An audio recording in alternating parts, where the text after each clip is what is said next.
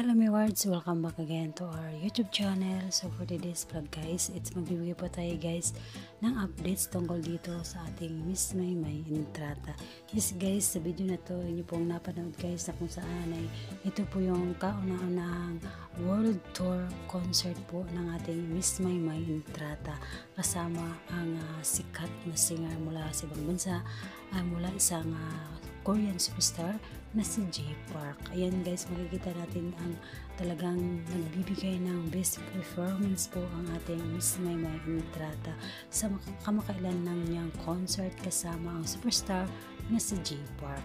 Kung saan ito guys, isa sa mga pangarap talaga ng ating Miss Maymay Entrata na magkaroon po siya ng concert, at ito na nga po, nangyari na nga po, kasama niya ang isang Korean superstar na si Jay Park. Ay talagang very happy ang ating Maymay Entrata dahil nga napasaya ni Maymay Entrata ang ilan sa mga kababayan natin, ilan sa mga Meward fans talaga, at lalong lalo na ang mga Maymay Love fans ni Miss Maymay Entrata. Ito po guys ay nag-trending po ito sa lahat ng social media.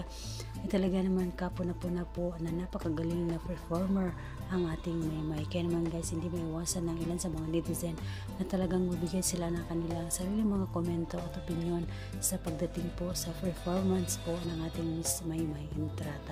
Kung meron mang ibang basher na hindi natutuwa, pero guys, mas maraming mga Maymay Love fans na talagang very happy sila sa nakikita nilang achievement ngayon ng ating Maymay Entrata, na makikita mo talaga best performance na talaga ito, pang Hollywood singer ang dating ng ating Miss Maymay Entrata. Talaga naman guys, sanay na talaga sa Maymay Entrata na humataw sa harap ng maraming mga fans niya sa on stage. Pagdating talaga ng performance ay nagbibigay po ng best performance po ang ating Miss Maymay Entrata.